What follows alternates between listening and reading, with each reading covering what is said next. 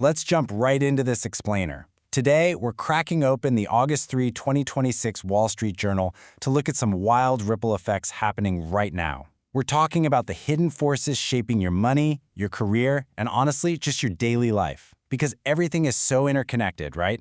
A single shift in one tiny corner of the economy can create these massive, completely unpredictable waves somewhere else.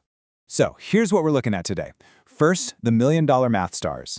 Then, how a produce panic is totally reshaping spending. After that, why taxing wealth gets incredibly messy. And finally, helicopter parents entering the workforce. But hey, before we get into the heavy economic stuff, let's start with a quick pop culture palate cleanser. Spider-Man Brand New Day just raked in an estimated $357 million domestically.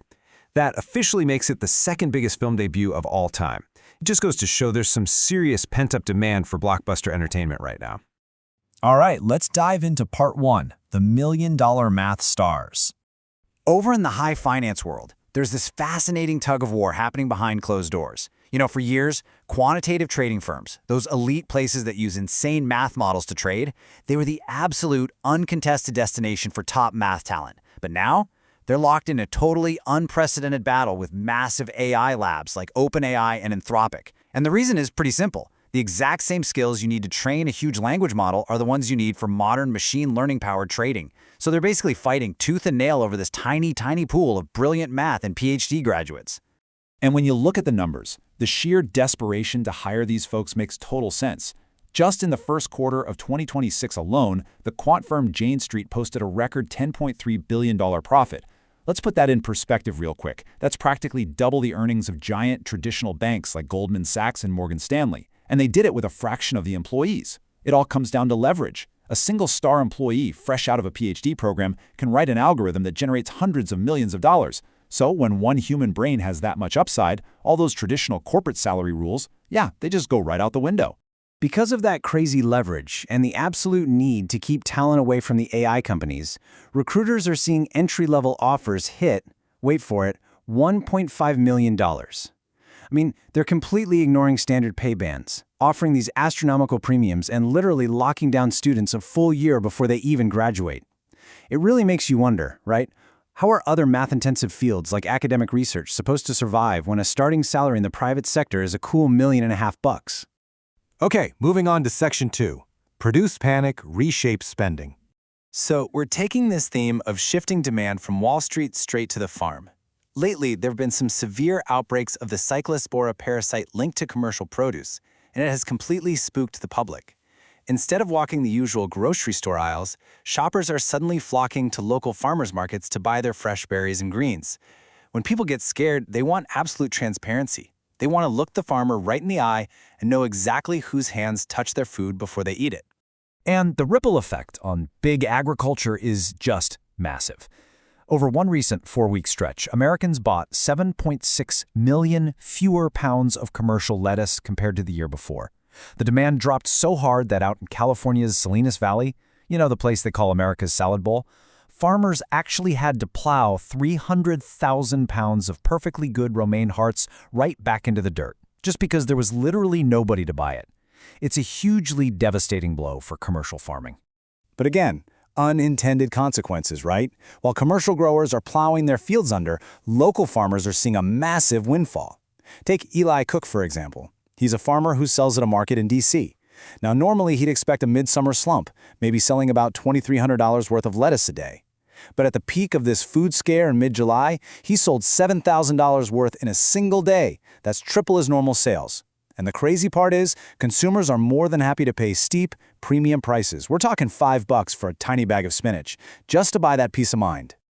Let's look at Section 3. Taxing wealth gets messy. Now we're pivoting over to public policy. We're seeing how well-intentioned wealth tax initiatives can really collide with, administrative reality. For instance, New York City recently pushed a new pied-à-terre tax. The idea itself is pretty straightforward. You apply a surcharge to second homes in the city that are worth $5 million or more. Then you use that money to fund local stuff like city-owned grocery stores and free buses. The goal is to specifically target the wealthiest folks who just use these luxury places as part-time crash pads. But executing that tax in the real world led to a pretty massive mistake. Because of a really sloppy administrative rollout, the city accidentally sent a bill for $44,048 to an 82-year-old man named Bob Olerking. Now, Bob is definitely not a part-time billionaire. He's actually lived in his Brooklyn brownstone as his primary residence for 55 years. But because property values went up and the city rushed this tax list out the door, full-time residents like Bob are getting swept up in it. Now he's burdened with having to prove his innocence just to avoid owing tens of thousands of dollars. If we look at this objectively, side by side, it really highlights the logistical nightmare of different tax approaches. New York cast a super wide net, targeting 960,000 properties just to find about 10,000 eligible homes. On the flip side, California lawmakers are trying a totally different, much more concentrated strategy. They're proposing a one-time 5% tax on a very specific pool of roughly 200 billionaires, aiming to raise $100 billion for healthcare. It's a really fascinating look at how different regions are trying to capture wealth, but each strategy clearly comes with its own unique set of unintended hurdles. And finally, Section 4. Helicopter parents enter the workforce. To wrap things up, we're looking at a wildly bizarre shift in corporate culture. Check this out. Stephen Clark, who's a chief operating officer at a staffing firm, recently had to fire a 24-year-old new hire because he was chronically absent during his very first week. Sounds normal enough, right? But the story doesn't end there. Clark actually had to do the firing all over again, this time with the guy's mother. She literally called him a few hours later, pleading with him to negotiate her adult son's job back. I mean, just imagine being the hiring manager picking up that phone call. So why is this suddenly a thing? It's basically generational math. Gen Z now makes up nearly 1/5 of the entire adult workforce, and bosses and recruiters are quickly discovering that the well-meaning parents who hovered over their kids throughout grade school, they're now trying to act as co-pilots in their corporate careers. From sitting just off camera on Zoom interviews to actually calling in about disciplinary actions, the traditional boundaries of the workplace are just completely being redrawn right now. Which brings us to our final takeaway.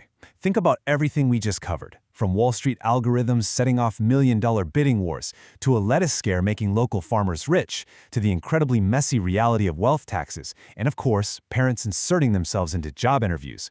We're watching massive structural shifts play out in real time. Our systems are so deeply interconnected now that a tiny ripple in one corner creates an absolute tidal wave in another. So the question I want to leave you with today is this. As technology, policy, and generations all collide, are we actually adapting fast enough to the new rules of the economy? Thanks so much for joining me for this explainer, and I'll catch you on the next one.